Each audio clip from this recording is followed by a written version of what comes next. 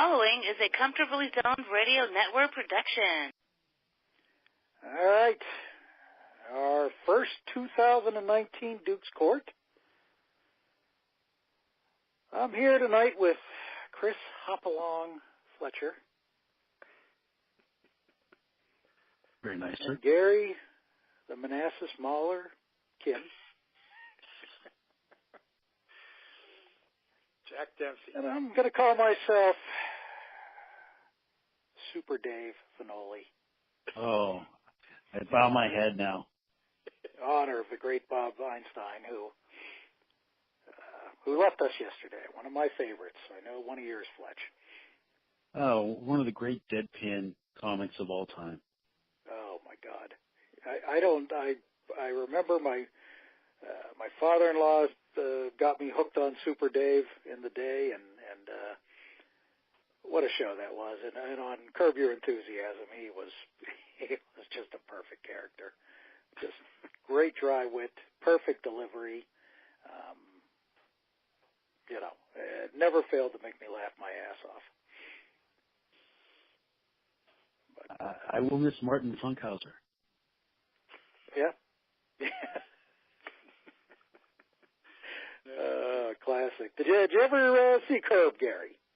I have. I watched it the first year or two, particularly. It was on HBO, and then for one reason or another, wasn't able to stay with it. But all that stuff associated with that, it was good. It was a very good show.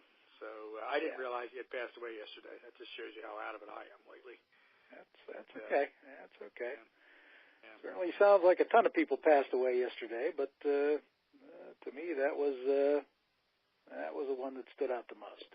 Well, I thought you'd be mostly concerned about the captain of Captain Tennille. He passed away yesterday too? He passed away yesterday too. No kidding. Anybody that could get up there with a straight face and sing Muskrat Love. And that you got to have a special kind of inside. Some kind of hat, a Navy hat or something. Didn't he wear that? He did, and he got that. How he got that nickname is he used to work a lot with the Beach Boys, and Mike Love gave him the nickname Captain. And because of that nickname, he began to wear that hat. Not unlike an Alan Hale Jr. or a Gilligan. But but I'm thinking at times they took their hats off. I don't think the captain. The captain never did. But he was quite the musician. Did he ever say he was anything? Quite a musician. She did all the talking. She did all the talking. He was there. I remember in the day, Gary at Molly McGee's, off in the corner doing karaoke of Muskrat Love. That's usually after 15 shots of Southern Comfort, probably. So it was there's something special about that, Gary. Try not to remember that, Dave. Remember, this is going nationwide. So, right? Oh man, but exactly. Do you remember the name John Barandino? John Barandino. I'm at a loss, Dave. He was a former pirate and St. Louis Brown who was turned into Dr. Steve Hardy, I believe his name was, on General Hospital. Yeah, I was going to say, I remember the Major League Baseball career, not a significant performance, but I wouldn't have tied it together till you brought it up. But yeah, now he a croaker too?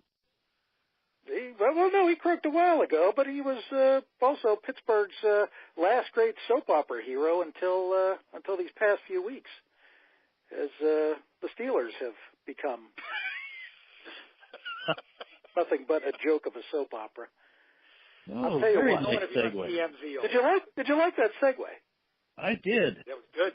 That was extremely good. Oh man, I'll tell you what. Antonio Brown he's gotten to the point of I don't see how he can remain a Steeler. I mean, he's just one ass after another move. Just a year worth of embarrassments. You got Big Ben. I mean, my distaste for him as a person and a leader of that team. Anybody who decides to take his show to rag on his teammates, to criticize his teammates, and of course, setting himself up as the man who never makes a mistake. James Harrison, who's just turned into a cartoon character. To me, the lowest point of this season was when they invited him back to celebrate the Super Bowl 43. If I'm the Steelers, I just want him nowhere near me. He embarrassed the team last year. He insinuates that Le'Veon Bell needs to sign a contract and then fake an injury so he can collect the money and not have to play, and then sucking in Antonio Brown to make what a bad situation even worse. He's a joke. Jesse James, I'm reading on Penn Live, the Center PA newspaper near Penn State, has now decided to bare his soul and claiming he doesn't know if he wants to sign with this team next year. Now, if I'm Jesse James, I'm thinking you're not going to have 30 teams lining up to sign you, so I'd cool the Jets on wondering whether I'm going to sign because, quite frankly, he's at best a second-team tight end. What was his reason? Was his reason the fact that McDonald actually just took the job decisively away? No, his reason is it all stems from the supposed star treatment that Tomlin gives these guys, which apparently is getting out of control. Cousin Fran, who is an avid listener to the show, he thinks that, quite frankly, things are out of control, and maybe he's not an anti-Tomlin guy, but he thinks that it's time that maybe the discussion of whether Mike Tomlin has served his purpose is something that needs to be discussed. Now, my thought with Tomlin has always been I get quite irritated at people that give him no respect for his accomplishments over 13 years, 12 years, claim his success has been due to nothing but luck. My favorite, he wins only with cowards players, which is, to me, such a bullshit thing. Why didn't Foch Fazio win a national championship with Jackie Sherrill's players? Players are players. They don't belong to one coach or the other. As I recall, no coach has the sole responsibility of collecting players. So you coach who you have. And, he's done a great job over 12, 13 years, but, the whole giving the stars special treatment thing, Antonio Brown has certainly abused that, has certainly caused dissension. I don't necessarily blame the Le'Veon Bell thing on anybody, but just, on anybody but him. I didn't think it was a bad move by the Steelers when they did it, and, at the point where it started becoming a problem, what the hell are you going to do? You're not going to get any money for him, and until he signed the contract, can't trade him. So there was really nothing they could do. Ben Roethlisberger, to me, has never been a leader. A guy who, when a team votes on an MVP every year, and you're in there how many years, and you've only won it once, to me that speaks volumes as a Hall of Fame quarterback. And, his claim when he ripped apart Brown and Washington on his show, claiming that as a veteran leader, he has the right to do such things because that fixes the problem. Well, no, it exasperated the problem. And of course, the players going out of their way to show Brown just how little respect they had for him by voting Juju the MVP, right or wrong. Apparently that's what set Brown off. But my thing at this point, my friends, is you have a full-blown mess that's not going to get better. This to me is slam the Super Bowl window shut. So what are the options here? If you trade Brown after a certain date, you not only are responsible for his salary, but $21.5 million of dead weight. So you can't cut him if you don't trade him. Or else, you can't improve this team. Ben is beyond the line of helping this team. Does he deserve a two-year, $54 million contract? I don't think so. Gentlemen, I'm to the point now where I'm saying let's blow it up. Let's start to rebuild. And I think we start getting into the discussion of Mike Tomlin at this point. I don't know that you fire him this year. I don't fire him this year, but certainly the seat has to be getting hot. Certainly he has to be pushed to maybe replace a Butler with somebody who's going to be able to be a little more aggressive with the defense, although I thought the defense improved as the year went on. The special teams have not played well. Maybe you need to push that. But a guy here that doesn't seem to be getting much of the blame, and maybe should, and the guy that brings in the characters that come in, Kevin Colbert, he needs to be a little bit on the hot seat too, because, teams don't win This was never a Super Bowl team with this defense. And, he's a guy that has opportunities to make a difference too. So it's not just Tomlin that gets on a hot seat. He gets on a hot seat. And quite frankly, he needs to be out explaining himself as well as Tomlin. And Art Rooney needs to be explaining himself a little bit. Because this whole star system that they all seem to be catering to. And again, it's not weird in the league that they cater to stars, but it's out of control now. And I don't know any other way around it other than to blow it up. I don't think a new coach is going to make Ben any better. I don't think Brown is fixable at this point.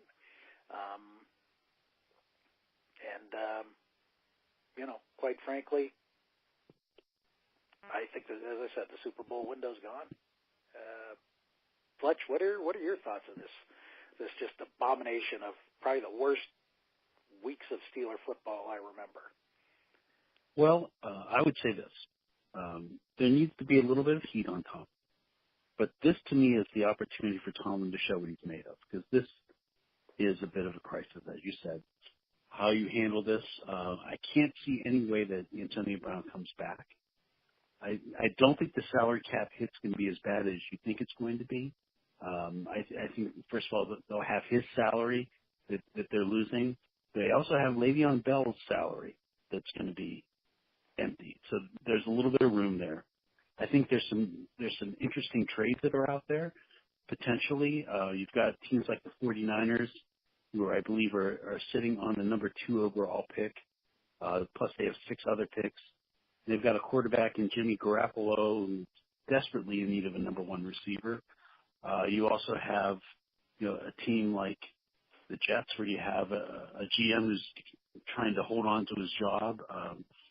You have a new weapon, a new quarterback in Sam Darnold, who really doesn't have any kind of a number 1 receiver.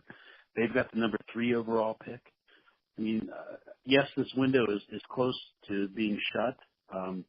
Can Juju step up to be a number 1 receiver? Because, as the team MVP, you should be able to do that. So apparently that was part of the thing that pissed Antonio off. Plus, I guess that, and this was coming after the heels, even though they lost against New Orleans, he did pretty much everything he could to have them win that game.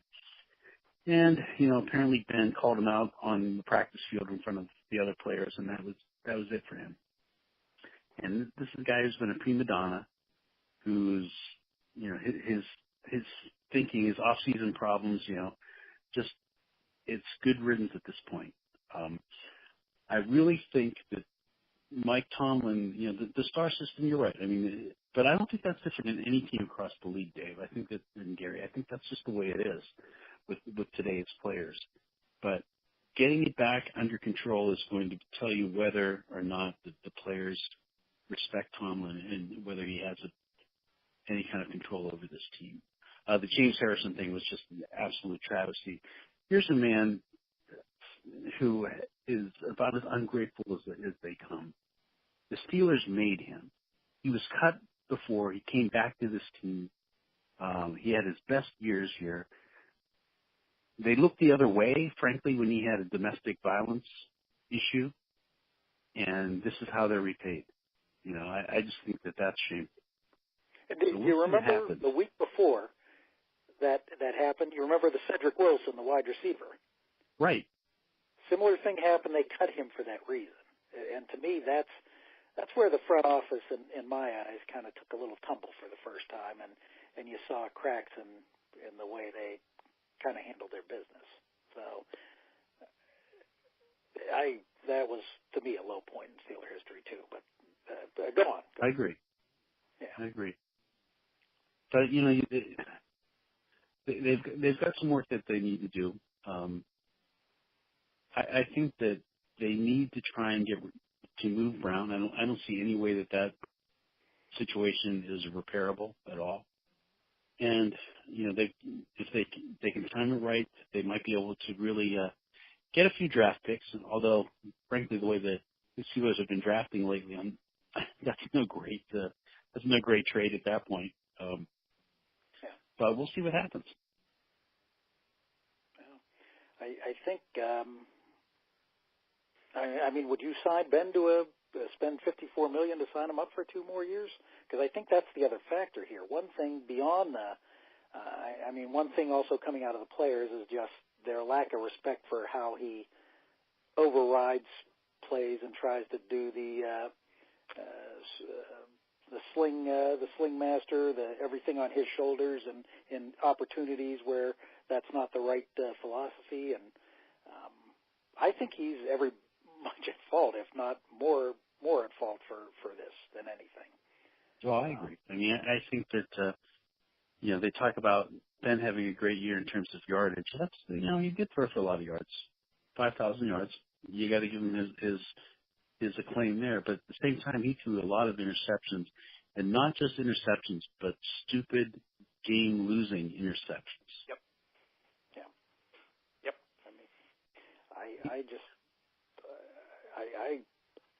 I think it's about time, and hopefully you think teams will offer the 2nd and 3rd round pick for Antonio Brown. Well, I think that you ask for the first. You also look at there might be a deal to be made with the Cardinals. I mean, they had cornerback Patrick Peterson who was requesting a trade in the middle of the past season. Why not try and structure something there? Sure. You're going to have now his value's down a little bit. I mean, he's coming up on he's 30, 31. So that's gonna play into his value. Plus, he's a pain in the ass. Yeah. But one of the all-time great wide receivers, no question about it. Yeah, no, without a doubt, the greatest wide receiver in the franchise's history. Statistically, I think statistically. Yes. And that's how I'm qualifying it, statistically. Yeah. And that's where I stop. I mean, in terms of, he's been a little bit chicken-hearted in big games, unlike some of the guys in the distant past who played better, too. Yeah. So, I mean, all his carpet about himself, that's a fact. You can't dispute that one. So, I mean. What do you see from afar, Gare, with this? I mean, I see it a little bit different than you guys because I'm not there, and I think there's been a little talk back here actually, because they're a little nuts, intense passion here for the Eagles, obviously, but there's a few people here that really talk about the game overall, and I think they've kind of expressed the same thing that to me is the biggest disappointment about this whole situation is this was an organization that was a model. It was a model in terms of nobody being bigger than the team, maybe a little bit because of the star era we're in and everything, but keeping stuff in-house, not letting stuff get out, and it just got completely out of control. And I think a lot of people even back here in the East have noticed that, that change in that organization. And I think that's where I think Tomlin's going to – I think he'll probably be kept around a little bit. But I'd be having a talk with a lot of these people, including him. Because the seeds of this started early. I can't remember which line. I can't remember if it was the center or one of the offensive linemen who had some respect said, you know what, there's different rules for different people around here. And that started in September, if you remember. There's a big controversy about it, but as it turns out, it was probably true. And I know you got to do a little bit of that and everything today, probably if you're managing people, which I don't. And with all the media coverage, these guys have microphones in their face and all this other nonsense, Twitter and all that stuff. It's hard to manage, but it seemed clearly that Tomlin in particular lost control of that, not just in practice, but on the field and even in the games. And clearly the front office has put together a pretty bad concoction here of some of that stuff. So, I mean, to answer a couple things or address a couple things you guys said, I mean, I think I'd bring Tomlin back, but I'd be having some pretty good hearts to heart with him. Nobody's bigger than the team here. You better get control of it. If somebody's causing a problem, you're going to have to deal with it, whether we're paying them or not. And I think with Roethlisberger, I'm not really sure this Raymond kid's ready. And the guy who, threw 13 passes, Dobbs or whatever, certainly isn't the answer. So, unfortunately, you're probably stuck in a situation you got to bring him back. But I'd be having a conversation with him, too. You're not overriding offensive coordinators all the time. Now you're going to become an employee. You haven't proven that you can do much in a number of years here other than create headaches and make horrendous throws at key times. So like it or lump it, we'll give you this money, but this is what you're going to do. And if you don't, well, guess what? Then there's the door. And honestly, I don't think they're going to win it again with him. And I basically do the old Branch Rickey. We're not going to win it with you. And we could win it. We could not win it without you. So if you want to come back here, we'll pay you decently because that's all they have. But I wouldn't be giving him a real long-term deal, and he'd be changing his personality, or all of a sudden he's going to start to see less time, and this other kid's going to get a chance. I mean, I think the Brown thing to me, I don't know. I guess I'm old school. I've lost complete patience with this anywhere. For somebody to be such a baby making that kind of money, that he's annoyed that the team chose somebody else as the team MVP. What a crock of you-know-what. I mean, if that's what's causing this kind of behavior at the end of the season, there's plenty of foolish organizations in football with 32 organizations. There's probably 18 of them that don't have a clue about how they're going to get back to the top. You could certainly dump him somewhere in one of those places and probably pick up some draft picks or some guys who can contribute right away. And honestly, there wouldn't be any open door for me for him after this. I think Smith-Schuster had a great year probably because Brown was such a threat. But on the other hand, he still caught 111 balls and took a tremendous beating by doing that. Yeah. And he made a lot of big catches at key times. And honestly, I think they've got enough other weapons. Washington really didn't get to play very much at all because Brown was there. I'd like to see a little bit more of him. I thought all three of those running backs proved they can catch the ball the way the game's played today, so they could spread around with Samuels and Connor and those guys. I still think that's a pretty good offense. But, I'd really be looking at their scouting and their drafting of linebackers and defensive backs. I've never seen such horrendous tackling at the pro level from defensive backs as you've seen from them, particularly in those games that they started to lose late in the year. Those guys can't tackle me. Right. I don't understand that. This is pro football. I know the game has changed, but defensive backs coach, some of those people, you got to look at some of them if I'm that organization, and I'd be possibly retooling some of that because it's one thing if you have a bad game with the tackling. This was 16 games, and it was last year for some of these guys. I don't care how athletic you are. You got to tackle somebody in the open field once in a while, and they never do that. Unless they run right into the guy. They miss more tackles, and they're out of position to make those tackles than just about any Steelers team I can remember. I don't see them as much as you guys, but to me, I don't know. I think I don't know about blow it completely up, but I think I'd be making some substantial changes. Particularly the way the year started. I think the biggest thing that Tomlin doesn't have going in his favor is the way the season rolled. After they got on the roll and won the 6 straight games, they go into Denver and they look completely flat. And Roethlisberger was absolutely horrible that day. Some of the throws he made in the red zone and some of the plays he made absolutely no sense. But then to lose that Charger game after having that big lead and blowing that huge lead and then going to a team that's a lame duck team that's terrible at 2-14 or whatever and lose that one. That doesn't speak well for Tomlin's long-term tenure there. But I think they're probably going to bring him back, but I'd be certainly having a conversation about that, their preparation after they won those games and some of that stuff. And they didn't have a ton of injuries they really had to contend with at that point. I'd be talking to him about that, and I'd be talking to him about, you better get control of this thing on the field, and we'll get control of the locker room in terms of the makeup of it. So I'm not for a complete blow-up. But I am in line for some substantial changes, and I think Fletcher's right on. Beyond the teams that need a quarterback that needs a receiver to dump the ball to, some of these organizations just seem to love bringing these kind of idiots in and these kind of personalities in because I guess they think it sells tickets or it gets them some Twitter exposure or whatever. There's probably 10 of them out there that you can get Brown unloaded to, and you can get some decent things back from. To get linebackers and defensive backs, you don't need a number 1 draft pick. You can draft those guys between 2, rounds 5 or 6, and a lot of them make contributions. And I think other than the 2 lines of scrimmage, and other than I thought the running backs, which are a little bit deeper, and actually the receivers, the way that offense is constructed, McDonald's progression was very nice over the course of the year. His yards per catch were pretty high for tight ends in today's day and age. I mean, I think there's some nice pieces in place. Winning the Super Bowl next year, no. Completely blow it up, I don't see that. But if I'm in that front office and I'm anything regarding that Rudy family, I'm having some key conversations with Roethlisberger and Tomlin, and I'm getting rid of some of the cancers that have obviously been in that locker room, because you're going to start losing everybody else if you don't. If they bring some of them back and that continues, it ain't going to be 9-6-1.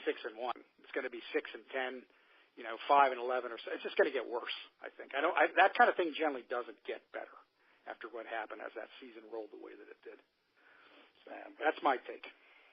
I mean, there are going to be some changes, because you have Ramon Foster, who probably is not coming back. You have Marcus Gilbert, who's probably not coming back. He hasn't played much in the past couple of years. So, you're going to be doing some work on your line.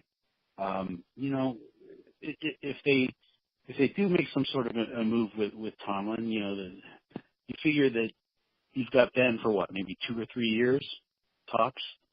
So maybe what they do is they bring in someone like a Bruce Arians who can work with Ben.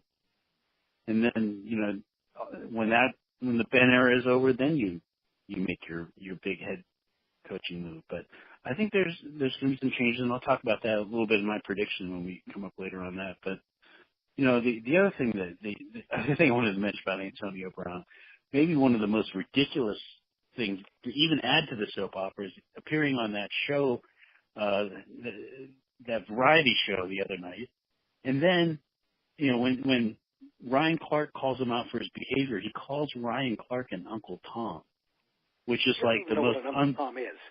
Yeah. It was just unbelievable. It was stupid. That was the most inane, stupid. I mean, you're not an Uncle Tom because you disagree with you. I mean, it just that pissed me off more than anything. But I think all this talk about this work ethic and stuff, I've had it with. I don't care how good your work ethic is, if all you're concerned about is your own attention. I mean, he obviously didn't give two damns about what was happening as that season continued to unravel, other than himself. And I don't know, in a combat sport like this, or this kind of sport where you got this kind of physicality and stuff like that, you just can't have that. You just cannot have that be a prominent personality. And, he may be too stupid to realize it, but, when he ends up in Arizona or the Jets or someplace that hasn't had a clue for most of a decade, maybe then he'll wake up to it, but I doubt it, to be honest. He doesn't care. He doesn't care about, if you listen to the way he talks, he doesn't care about championships. He cares about being the star. He cares about being a god of the people when he's there. He's nothing but an ass. And to put him in the combination with Ben Roethlisberger, who not good. Ego is not much better. Right. And to me, Todd Haley was the best thing for Ben. He hated Todd Haley because he put restrictions on him, but Ben was at his best with Todd Haley. And I think if you're looking at poor decisions Tomlin made, that might have been one of them. To put him with Fitchner, who basically, I mean, look, we're not in the huddle, we're not on the field. Nope. We don't know whether Ben had complete control over every situation over Fitchner, but it sure as hell appeared that way at times. And the one irritation was you're winning with a running. You're winning with by running the ball and having an offense that's dangerous on both ends, and then you just let for 4 or 5 weeks in a row just forget about the run. And you lose 5 of those games. I mean, Connor was probably getting dinged up. It didn't make any sense. You're right. It didn't make any sense at all. Right. It appeared the only way it makes sense is if Ben has control over it. Yep. Well, that wouldn't be anymore. And honestly, if you're going to give him another 2 years or a decent amount of money, that's what I'm telling him. I'm telling you right now. So you make your choice. We'll pay you, but you're coming here and you're not doing that anymore. Okay? You're going to work with somebody that we're more comfortable with. And I don't know these coaches as well as you guys do, but if you don't like it, too bad. Then we're going another direction. And he may say, I'm going another direction. Well, go ahead. Then I would go ahead. Then I would start over. But he would not be doing that anymore. Because what's his proven? I mean, they haven't really been competitive for a Super Bowl since they played the Packers. I mean, they're more exciting and they throw the ball all over the place and he piles up 5,000 yards, but they're not really going very far, are they? So, I mean, that's the bottom line. You know, no matter what he thinks his statistics are, what his ego is, and Brown the same thing, you got really nothing to show for it of any significance. So, you know, to me, that would be the conversation I'd be having. I mean, you want to come back? That's fine. But this is what we're going to do, and this is what you're going to do. And if he was working in business or anything else, that's the way it would be. I know this is a little bit different than that, but to me, that's where I think they've lost control. And it kind of showed as the season unravels. Well, you know, it's funny people would talk about how Cowher was a disciplinarian. Well, a couple of things on that. I mean, first of all, players are a little bit different. Yep. Secondly, Cowher had a locker room where if this stuff would happen, he had people like James Ferrier, he had people like Aaron Smith who would step up, and Jerome Bettis, and they would take control of the situation internally. Yeah. You don't have that same character base, in my opinion, on this team. I agree.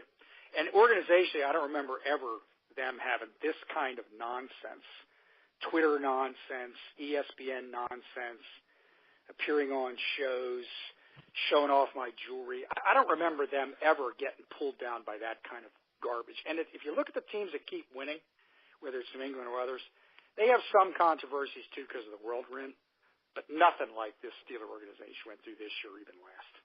Well, that's because they have a winning atmosphere there where the players they're there to win. Yeah. And they manage themselves in many ways. I mean, one thing that you know, I give Tomlin some credit for is he says, listen, I want to treat these people like they're men. But the problem with that approach is that they're not. Right. Some are and some aren't. Right. So I mean, it's a great way to be. I mean, I enjoy. I think he is an off the line coach for a lot of the things that he's done. But man's never had a losing season. The problems, you know, there's a problem. I mean, you can't have 3 playoff wins in 8 years. That just doesn't cut it, especially with this fan base and the expectations that are there. Yeah. I just wonder if he lost some of the leaders they do have. Some of those guys in that offensive line, some of those guys in that defensive line in particular. It just seemed like those guys got a little quieter as the year went on when it seemed to be unraveling. That's a little worrisome. But on the other hand, you can fix that, too, just by the environment you create, I think. And I think you can, but that's character when you draft, too. That's part of it. And that's where Colbert comes into play and deserves to be part of the conversation. I'm not saying fire him at this point because he's done much more good than bad. But, I mean, you can't put this all on, and that's the one unfair thing. This is not all on Tomlin. I mean, yes, he can maybe should have cut things off a little here or there. But when you're putting millions of dollars in a 20-year-old kid's hands where he can live the rest of his life, you automatically lose the comparison to Chuck Noll. Because under Chuck Noll's era, those guys needed to be on the team to survive financially. Yeah. Yep. So it's not as easy. But even Cowher, I mean, it's a different era even when Cowher was, you know, piling up. If you read the articles in 2000, Cowher had every bit the problem, if not more. And believe it or not, the criticism of him during those years were worse than what Tomlin gets. Yep. So people don't think about that. Even in Noll's era, I mean, Mel Blount threatening to sue him, Lambert holding out. But on the other end, you look at that; those happened both after the '77 season, and you know that does give you some hope that you can settle these things because they win the Super Bowl 2 more years right after that. But there was a lot of controversy back then for the time. Not compared to this, but for the time there was controversy. But I mean, my concern more about it is looking at this defense, looking at the names on defense. For this defense to work, you need a dynamic linebacking crew. Bud Dupree played better this year, but as an average linebacker at best. I think it was you, Fletch, that said T.J. Watt has good stats, but maybe loads up on him against lesser competition, which I tend to agree with. And then you got Jonathan Bostic, Vince Williams, Chickalo. There's no depth there. There's no There's no reason to think that this linebacking core is going to do the things it does to make everybody else better. And it's not an impressive defensive backfield. So for them to exist much better, they need a little more pressure on the quarterback. And that's where it comes from. They also need an inside linebacker who can cover somebody. I mean, yeah. Oh, yeah. I mean, when you think about what they have with Ryan Shazier, there's a guy who he could run like a defensive back. Yeah. And that made that all the difference in the world with that defense. I mean, Boston couldn't even get on the field the last game. I think he played, one or two plays. Right, absolutely. And, I mean, that's on Colbert. I mean, there's only so much a coach can do with the talent he's given. I think other than up front, that whole defense really stunk. And if they weren't getting any pass rush, I mean, they could make an average quarterback look great. They could. Like Fletch said, linebackers couldn't cover. And again, to me, the tackling was just awful. That defensive back. Well, and you double it up with Boswell and Barry, which, I mean, they're not. They formed probably the worst special teams unit in the league last year. Yeah. And I mean, that kills you. I mean, this team was 5 plays away from being 14-2. Yep. Well, keep in mind, even the last couple of years, they won a lot of close games. Right. Yep. So, at a certain point, maybe that pendulum swings the other way against you. Yeah. Well, I mean, you need to be able to have a field goal kicker make 75 to 85% of his kicks every year in this league. That's what it is. Yep. I mean, he didn't even hit 70% this year. Yep. 60-something, 65, I think. Yep. I mean, there's 2 games right on his foot that he makes last year, gives you 11 wins. And, I don't like harping on the refereeing, but quite frankly, against New Orleans, those pass interference calls lost you the game. Yeah. And that's win number 12. So, I mean, answer this for me, guys, though. Yeah. That's why I wouldn't blow it up, because I think you look at just some of those games. Roethlisberger doesn't make some 2 or 3 completely stupid throws or something like that, or the kicking game's a little bit better. But he's only going to get worse as he goes on. He's only going to get worse. That's what I think. What you saw against Cincinnati is an Antonio Brown-less offense at this point.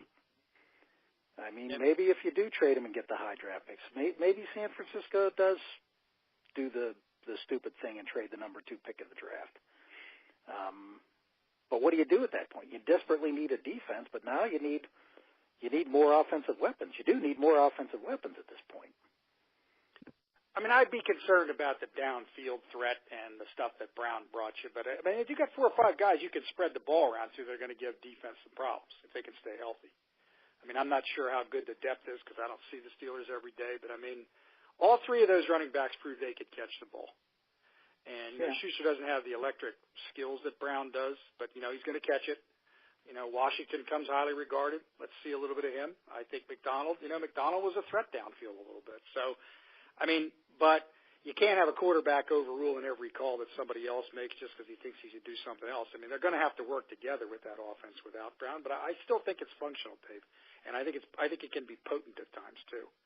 To me, it's the defensive side of the ball. They really better draft pretty well or pick up some free agents or have a plan for that over the next couple drafts, to be competitive again.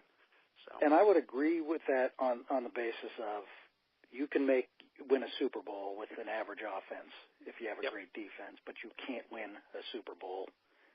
I mean, the St. Louis Rams are the only ones I can remember that had not a good defense that ended up winning because of their offense. The way I feel. So, the way I feel. This is not it's not even a middle-of-the-pack defense right now. No. But on the other end, we're coming into what is a college football final that should be every bit as electric as a Super Bowl, but has become so predictable. I personally think it's killing the game at this point. Clemson, Alabama, for the fourth year in a row in the not in the championship, but the fourth year in a row in the playoff, 2 semis and 2 championships. I think people are starting not to give a damn about that. I think having the semifinal and final has lessened the other bowl games so much to the point that what we have, we had like 8 or 9 players in the last 2 games that star players didn't play because of they're going to be drafted. I mean, I would say there were at least 40, 50 guys overall in the bowl games. That takes away from the electricity of that. So maybe it's about time we start talking about ending the whole bowl game and expanding these not to 8 but to 16 teams. So there's some sort of interest. But, we've talked about facilities. We've talked about reasons why college football is skewed to only 5 or 6 programs out of 150. Here's another one that came up. The amount of people working within programs, on programs, analysts, coaches, people with direct responsibilities under the coaches' eyes. An average Power 5 college football program has 52 people working within it, which is a lot. Get these numbers. Alabama has 107. Clemson 104. Oklahoma 70. Notre Dame 50. That was the Final Four. Georgia has 93. Ohio State 101. So Alabama has a guy who did nothing but cut through. He was a highly paid analyst that cut through. His whole sole job was to cut through New Orleans Saints plays. So he could come up with a playbook of New Orleans Saints plays that led to 2 touchdowns in the semifinal for Alabama. That's a huge advantage if you see the way these teams are playing. Maybe that's where the NCAA comes in and cuts that down. But, among, people like Nebraska who are, measuring every bowel movement of their player, you have analysts and people that can control every little aspect of a game that obviously is a huge advantage. But that being said, I do think this is going to kill college football in the ratings. I think the only reason the ratings weren't down as much this year was the fact that the ratings were poor to begin with every year, because I don't know many people that go out of their way to want to watch these games. And when they're blowouts, and I will give you my blowout prediction because I do have a blowout prediction for the final. You watched at best a quarter of each of those games. Why would you want to watch any more of the semifinal? And I do think that's something where the NCAA is going to have to do something, because you've pretty much, the bowl games are an abomination at this point. You're basically working these playoffs with 3 of the major 5 conferences not getting their team in a playoff situation, so that kills you to 1. But then again, if they're in, I don't think any other team would, other than Georgia, would have been competitive against these 2 teams. These 2 teams are mini NFL teams. And if you look at it, 7 through 25 in the college football rankings, there's not a lot of difference between the 2. The number 9 team in the nation had 3 losses going into the bowl games, which, if you look back to the old days, that's a lot of losses for a top 10 team before a bowl game. So that's something they desperately need to do.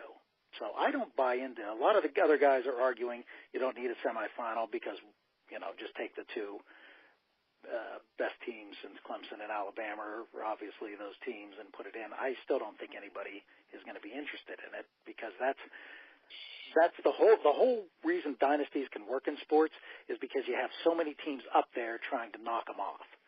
It doesn't work when the same 2 teams are there. Going back and forth, and I would say that was probably one of the problems with the NBA and NCAA basketball during the Boston Celtic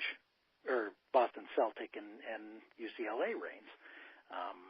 It wasn't anything until Bird and Magic, and at that point in time, dynasties were out of college basketball, and I think that's one of the main reasons it's so damn interesting, because you're going to have your Nevadas, you're going to have your Loyolas. Yes, you have the same 7 or 8 programs that are going to be there just about every year, but they're going to they're losing more times than not. They're not winning national championships every year. So, that's just my point of view how that works. Although, if nothing else, you will get the best 2 teams in college football Monday night. Gary, what's your thoughts on? It's interesting. I haven't thought about it that deeply, but it's interesting when you're talking about that staffing difference and what that could mean. Obviously, these programs, because they're winning all the time, and both Clemson and Alabama are in places where there really isn't much else going on. That is college sports and pro sports, and quite frankly, probably half the entertainment. I'm not to belittle those places, but it's half the entertainment in Central South Carolina or Central Alabama for the entire year. And I think that that's why those programs make so much money and they can afford that kind of thing. I'm not sure what the NCAA could do, but it's probably something that ought to be looked at, because it probably does shed a little light on this, not just with these 2 teams repeating year after year, but just those conferences as well. It probably does, beyond all the other stuff we've talked about in the past, whether it's the academics or everything else. I don't know. It depends on where you live, too. I think, college football back here in the East is not that big of a deal. So, Dave, I think you're right on the money. I bet you, I haven't looked at it, but I'll bet you the ratings back here are probably average at best, particularly when it's the same 2 teams year after year, which has been, 3 of the last 4, and I guess probably those 2 have been in each of the last 4 years. The bowl games have been bastardized. I agree with that too. So, to me, you could fix that, and you could make those bowl committees and their sponsors and everything happy if you just rotate it like they've tried to do with this bowl championship series. That one year, the NCAA talks out of both sides of its mouth again. They want to preserve tradition, but yet they do everything for television. I think if you're going to play these games on January 1st, some of those games could be the semifinal games some years, and some years they're not. Just the way it's got to be. I don't think it's a different world. That world with the UCLA basketball, even where the Celtics, when TV wasn't as prominent, in the 60s, it's a different world now. There's a lot of other options. So I think if you have the same show running over and over again, eventually it's going to catch up, and I think it's going to have to be fixed. And I'm not really sure that if they expanded it to 8 or 12 or whatever they decide to do, it would change it in the short term. But in the long run, it might. If you pull a couple upsets in that type of thing, that can mean a lot in college recruiting. It could mean a lot in terms of attention. Right now, again, it's a little bit bastardized this way. You still got the writers voting for these teams, which they start out in the preseason poll. And although it looks like they were right about the talent level of Clemson, Alabama, those teams were there to begin with. So with the way the schedules can be set up now, the chances of them not being in that mix is pretty small. It's extremely rare that they won't be if you're picked in the top, 8 or 10 teams. There's very few teams that are coming out of nowhere that are getting a chance to play in that. So, to me, if you're going to live with that system, with writers voting for the best team in the country and all that positioning and stuff like that, which you may have to, the only way to get around this kind of situation, which we're now seeing, is to expand the number of teams. And I would probably vote for that. These guys are better athletes who are getting, better, water with no junk in it and better steaks and everything else than half the United States. But yet you got small college teams, and I know the beating's not the same, but you got small college teams playing 3 and 4 games to win a national title. So why can't you do it at the Division I level? Whether or not these guys are students or kids anymore is really debatable when you look at some of them anyway. So, to me, I think the one way to get the excitement up is you have to expand it to other teams. You might get some other parts of the country to start paying attention, because if you continue to have an SEC plus Clemson championship game, the ratings are going to continue to drop. And I don't see it turning anytime soon unless they start to make some changes. So that's my take. They don't want to lose the bowl games. There must be so much money coming out of there that we're not seeing that makes having 8 or 16 team playoff not as lucrative as what they have now. But to me, it's not that complicated. I don't think you want to lose them because of all the people pouring into Tempe or Southern California or New Orleans or whatever, for those games. But, you're going to have to rotate it somehow. There's not going to be any debate about it. College football is no different than any other sports business or any other industry. You're kind of all in it together. So, if the Rose or whatever, or the Sugar goes a few years where it didn't have a key game in there, too bad. That's just life. You're going to get it 3 or 4 years from now. And who knows who'll be there at that time. But I know they don't want to lose them. I'm not saying to lose them, but you're going to have to use them differently, I think, than they've been doing it, in my mind. So, I know they don't want to lose it, and they're not going to get rid of it. But to me, that's something that's going to have to change, and maybe something's going to have to change with both the number of teams and how they, whether these preseason polls almost set it up. And then with the scheduling now, these teams, Alabama's schedule this year was really not that tough other than the SEC conference. They had a bunch of never is. It never is.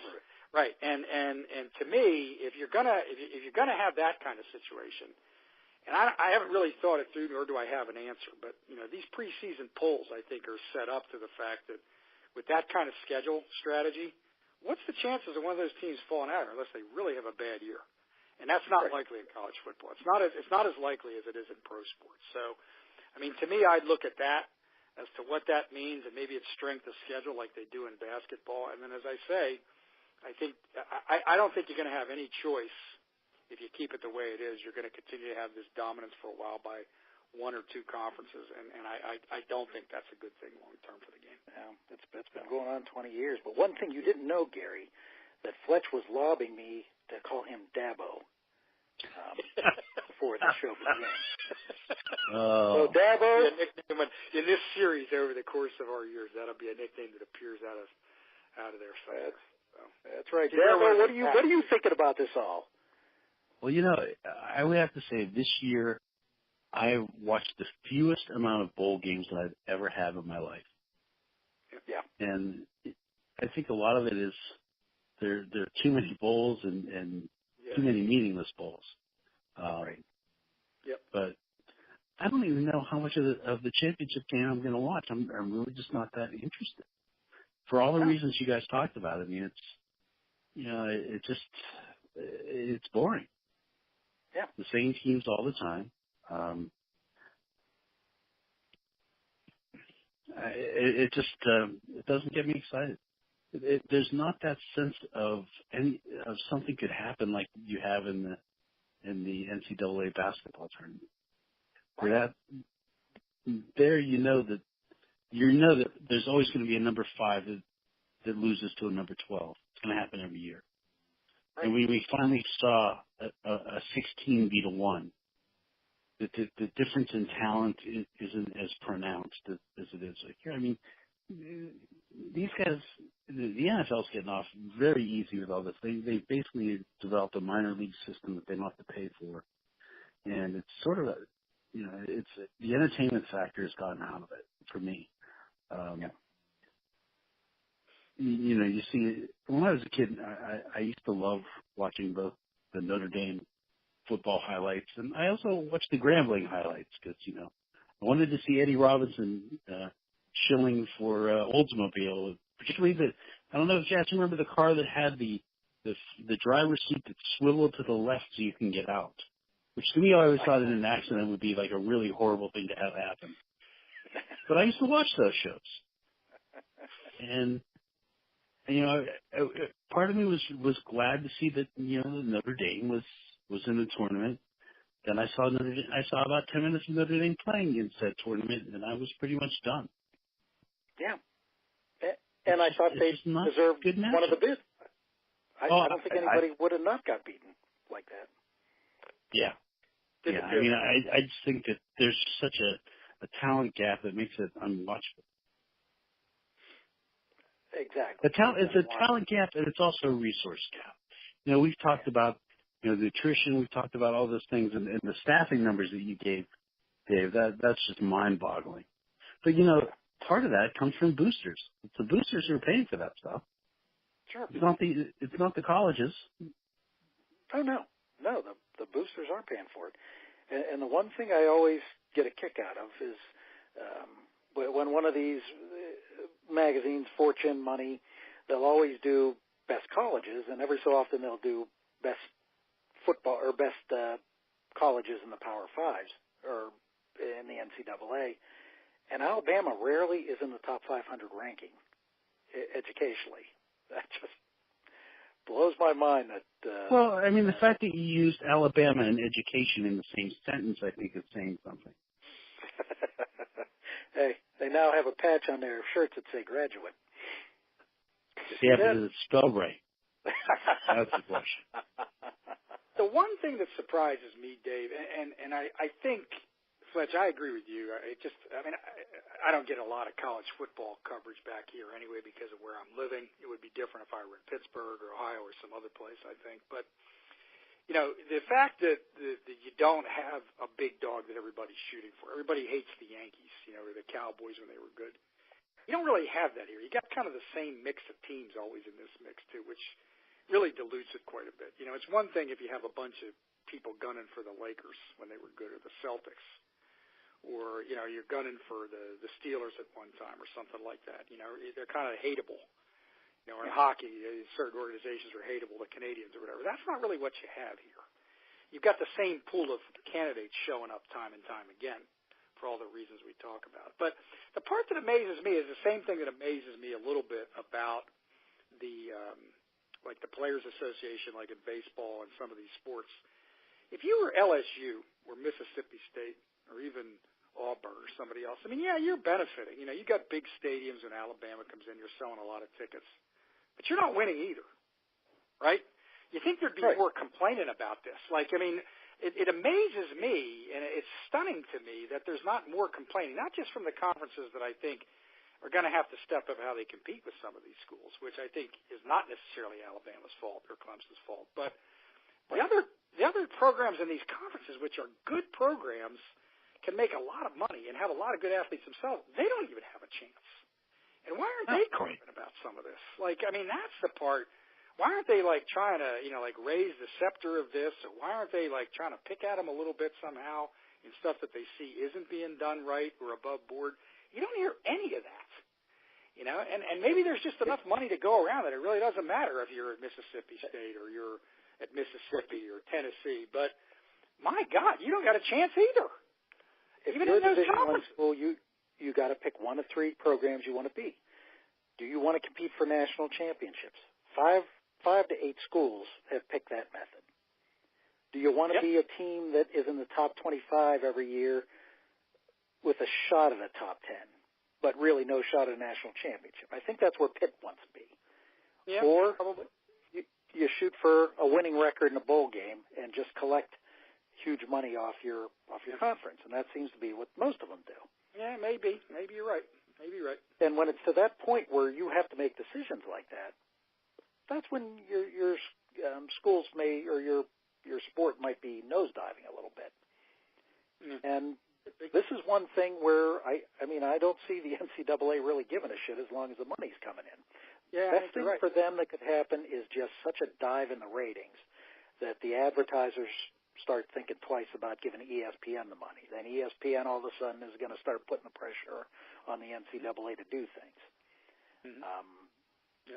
Because, you know, as scungy as it was in the past, at least the NCAA punished teams when they cheated.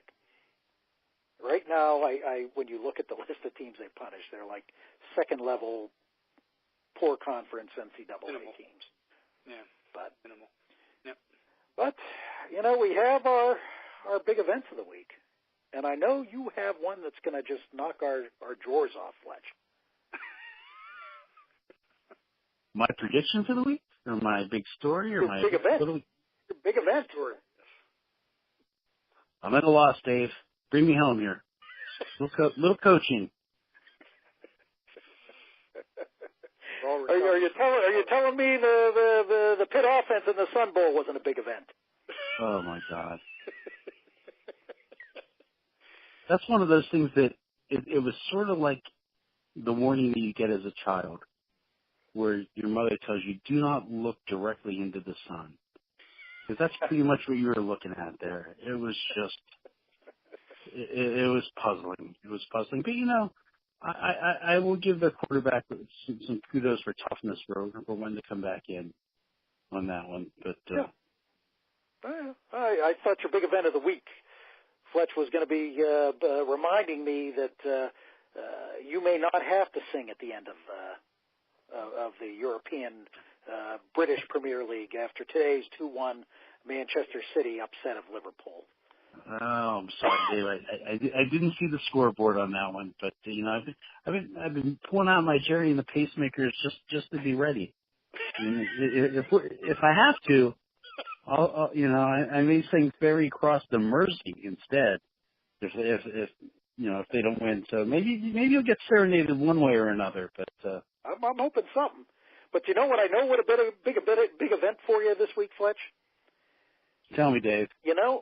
There were two NHL Stanley Cup Penguin Final programs that fell off my wall today, crashing into a couple bobbleheads, and a James Harrison McFarlane lineup starting lineup doll. And I use the word doll for Viv.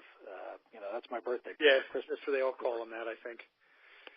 But well, tell me the Freddie Sanchez bobblehead was spared. That's all I want to hear from you. Oh, Freddie was spared. It was Starling. The Jimmy Fox bat was knocked off. The statue was good, but the bat was knocked off. And Harrison was crushed in half. Well, I have a lifetime supply of Gorilla Glue because of the many breakings.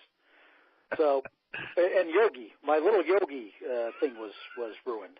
But I fixed Yogi and Starling.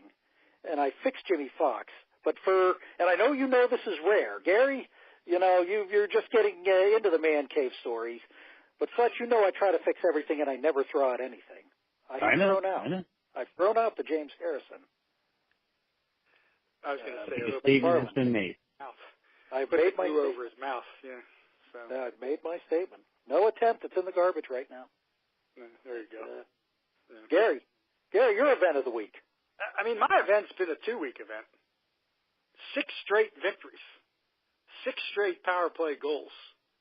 I think they could put me with Crosby, and I'd start to get hot. And all of a sudden, how deep are we in the goal and on defense all of a sudden? Alexiak can't even get a jersey. I mean, I'm not sure it's time to say lift the Stanley Cup, but again, full credit to Rutherford. I watch hockey pretty much every day. I had no idea who in the hell Marcus Pettersson was, okay? You get rid of a guy that clearly can't skate at the NHL level, and they gave up on before the season. Who the hell would have thought that would have turned the season around? I mean, I tell you, Rutherford's an old guy, but the fact of the matter is like I've said before, the game's totally changed. When you see it up close live, you can see it. It's nice to have some punishing size, and it does wear you down in the playoffs, but what you really need is big, long defensemen who, when they spread their arms and legs out, you can't get around them, and Pettersson is that. And, I got to believe that Schultz may come back at some point this year. Whether he's in shape or not or how bad his broken leg was, we'll see. Ricola looks like he can play a little bit at the NHL level, too. Alexiak can't get a jersey. Now we got Reese putting the puck in the goal, Ashton Reese, rather. Simone making big passes, Rust up to 9-10 goals. Gensel and Crosby and Kessel have had just a great stretch here in December. I feel very comfortable all of a sudden. I'm not sure he's going to lift the Stanley Cup, but I feel very comfortable if Murray gets injured again for the 100th time or falters that the Smith can come in and play. I'm telling you, I gotta admit that I didn't think this was going to happen. I probably predicted that it wouldn't. Full credit to Rutherford, full credit to Crosby, and honestly probably Sullivan. My event of the week is those 6 straight wins, and honestly they're looking a hell of a lot better than anybody thought they would. Now the national media is starting to talk about it again. And if I was Washington or Toronto or Tampa, I'd be nervous. I'd be really nervous because none of those teams. He made the claim this week that Rust was his Warren Young Player of the Week. Yes, indeed. The other thing about it, I don't know if you guys have watched, but since Murray's been back, he's playing a little bit differently. He seems to be a little bit more upright in the crease. Yep. Have you guys noticed that? They talked about it last night. I don't know if you caught the game last night. I didn't. Jay talked about it. He said exactly that Murray's not. He obviously was struggling with his confidence or something else. He was going down all the time.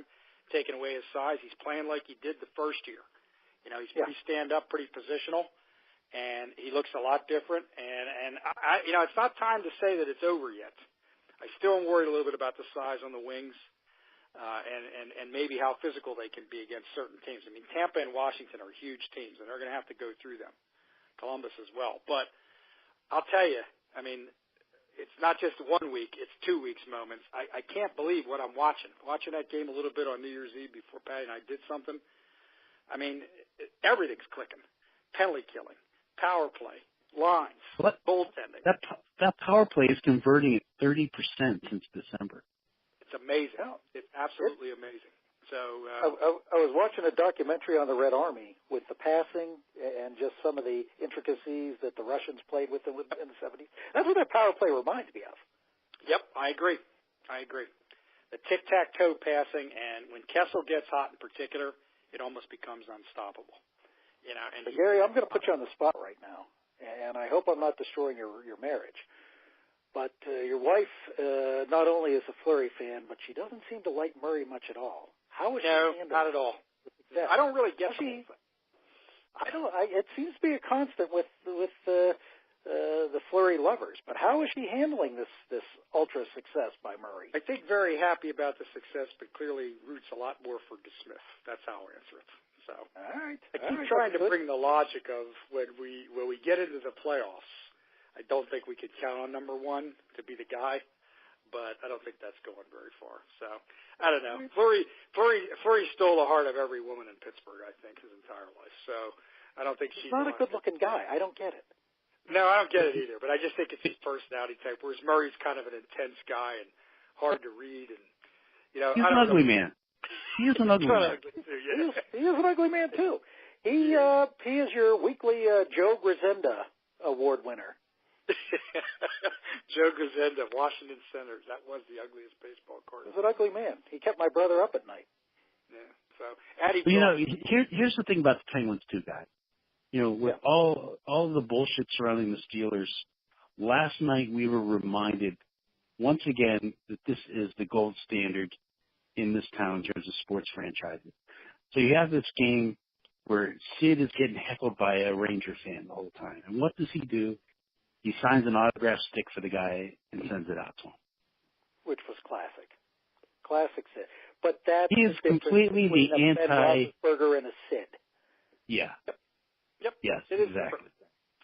I mean, Iginla came in there, and you know, the book on Iginla in Calgary was some people loved him and some people hated him. People said he was concerned about himself.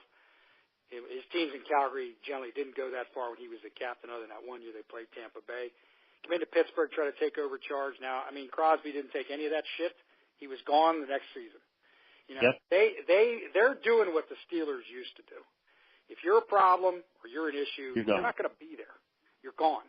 And that kind of thing, when you're living together, I mean, they even travel far more than football teams do. You're traveling on the road. I don't think you have to be the best of buddies, and it's work. But you can't have a cancerous situation. The Penguins don't seem to have that. And again, all the criticism Crosby takes, and Malkin as well, and even Letang, all the criticism they take because of the jealous, you know, rest of the hockey world, and even some of the media. The fact of the matter is these guys have been winning for a very long time, and with lots of changes of personnel, and they look like they're going to be a threat again if they can stay healthy. And best leader I got to take my hat off to Rutherford. I mean, the guy's an older guy, but boy, he does a fantastic.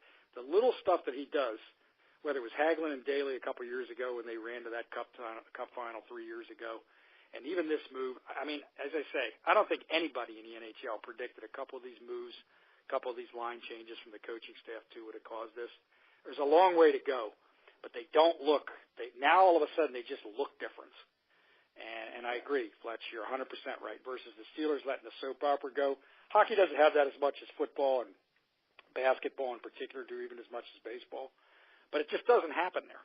And that's the part that their leadership group, both on the ice as well as in the front office, and Lemieux and all the people we hired, never get enough credit for. You know, they just don't. They don't get enough credit for that. So, can I ask you a question, guys? What does the number 15,927 mean to you? 15,927. Is that Fletch, it's not Wilt's conquest. going to have to help me. I have to think about it. 15-9-27. Got a guess, Fletch? 15-9. I got nothing, man. It's the days, as of today, that the Flyers have gone without a Stanley Cup. Yep. I mean, it's rudderless.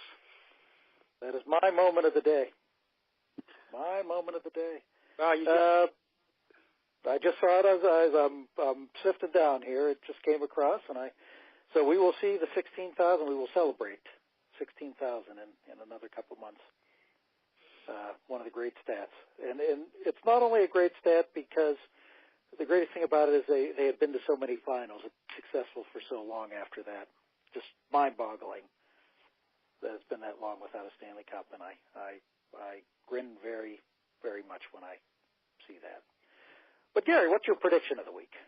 I mean, I think it's the biggest thing. This is a time of the year where, like for hockey and basketball, it gets a little dead, and you do have the conference stuff starting for college basketball. But it's kind of a dead time of the year, other than the NFL playoffs. But I think this game's going to be. I'm not going to watch every play of it because football's not my primary game anyway. But I actually think the championship game. I think Clemson's defense, not just against Notre Dame, but has surprised me a little bit this year. And I think Alabama started to show, although they pulled out to that big lead. I was watching on TV with somebody was with that night. We were doing something, but they pulled out to that big lead. But they kind of showed that Oklahoma could move the ball on them. So I have a feeling, and Clemson's running game with that kid Etienne is pretty good. I have a feeling this game's going to be damn competitive. I don't think Clemson's going to dump them, but I think it's going to be a pretty high-scoring game, and I think it's going to be tight. I think Alabama will win, which isn't necessarily a fearless prediction, but I don't think they're going to win in a roll. I think it's going to be close. I really do. All right. Very good. Mr. Davo. Well, I want to revisit my last two predictions, and I was 1 out of 2. Okay. I said that it wasn't going to matter what the Steelers did because the Ravens were going to lose their last 2 games, but I was obviously wrong on that one. But Dave was talking about the whole Troy Tulowitzki thing and how the whole thing was a farce and that he was going to end up with the Yankees, and that one I did get right. You were spot on. I was 1 for 2 on those. Yep. So spot on. I'm riding a little bit of a warm streak, we'll call it right now. So I'm going to do 2 predictions. One, the Steelers being the Steelers, you don't see the Black Monday with the Steelers like you do with a lot of other franchises. That immediately, or even Black Sunday, that immediately after that last game of the season, heads begin to roll. The Steelers usually wait a few days. They try to take some of the emotion out of it, but as a result of that, I think that you're going to see Butler's going to be gone. Your special teams coach is going to be gone. Joey Porter's going to be gone, and that's going to happen within the next week.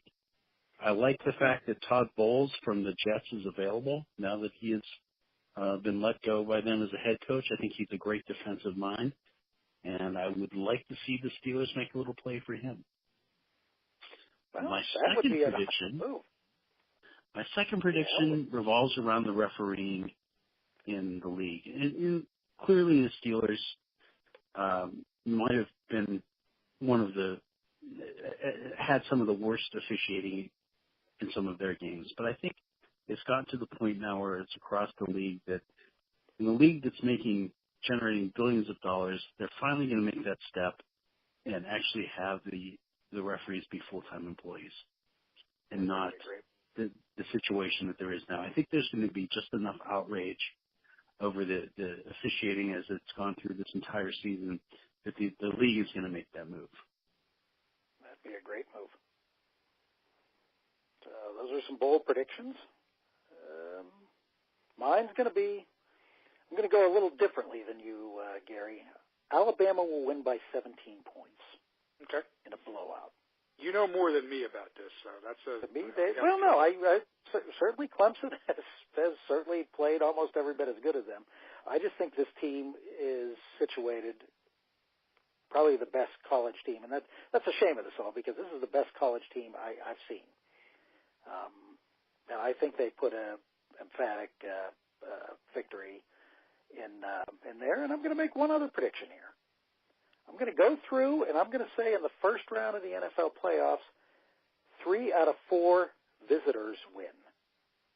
Ooh. Bears as the only home team to hold. I think the Colts, I think the Seahawks, and I think the Chargers are all going to win this weekend. Very bold. Very nice. Far-fetched. Yeah, it doesn't seem far-fetched, Dave. I hear you on that. So, I mean, the Ravens, Cowboys, and Texans are not stellar teams. You know, their teams have plenty of issues. So I hear you on that. That's a good thought. I hadn't thought it through that far, but I see that. So yeah. Interesting. Well, gentlemen, it's Happy New Year to all of you. Same to you, Dave. And, hopefully this year will be just one hell of a banner year for everybody, but I guess the Steelers. But I don't know. But a little bit of mood change, a little bit of personnel, and a guy like Bowles, he was a pretty good tackler, if I recall. So he was. He could go out good there and kind of mind. teach some of them how to pull somebody down once in a while. So. Yeah, that could be a big move. And my final thing of the night. Guess what hat I'm wearing? Guess what hat I'm wearing right now? I'm going to say you got the Chief Wahoo out for one last time before it's retired. I've been wearing that constantly, but not tonight. Not tonight. I'm trying to think.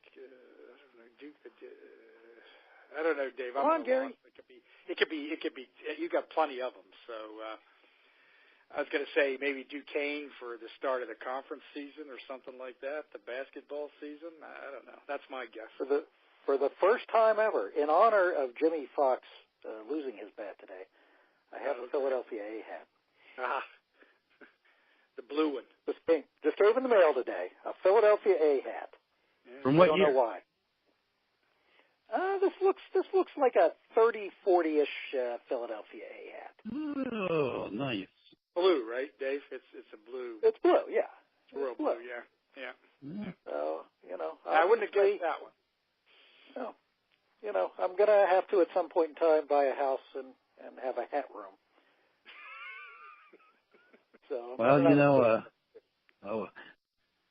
it'll be in the Connie Mack wing of your Finoli estate. We'll come to see you, Dave, and you have a suit on. I'm going to do that. I'm going to start wearing my little hats, my little fedoras. Oh. Look forward to visit you. So. Oh man, Super Bowl Sunday. I'm going to have a fedora on. Well, maybe we'll honor Tom Landry that day, but it'll deep down be for Connie Mack. Well, maybe I'll wear an overcoat then. And I like it. And I'll yell at the screen, grab, everybody grabbing. Or else I'll call for the toss power trap and see what happens. Oh man, you're going to matriculate down the field, aren't you? I will. I might as well add to it and wear that Leon Spinks big mink coat after we beat all over. Might as well get as long as you don't have the Leon Spinks smile, my friend. Remember that after Patty punches you for mocking her on Flurry. Which brings up maybe one of my all-time favorite Jimmy Kimmel mean tweets. It was about Michael Strahan, where the person tweeted, Michael Strahan's teeth are like a middle school dance. Boys on one side, girls on the other.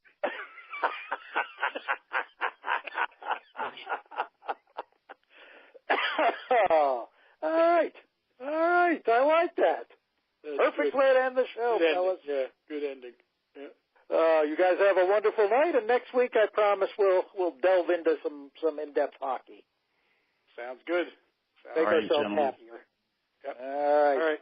Have a good evening, night. gentlemen. All right. Talk to you soon. The proceeding was a Comfortably Zoned Radio Network production. Thank you for listening.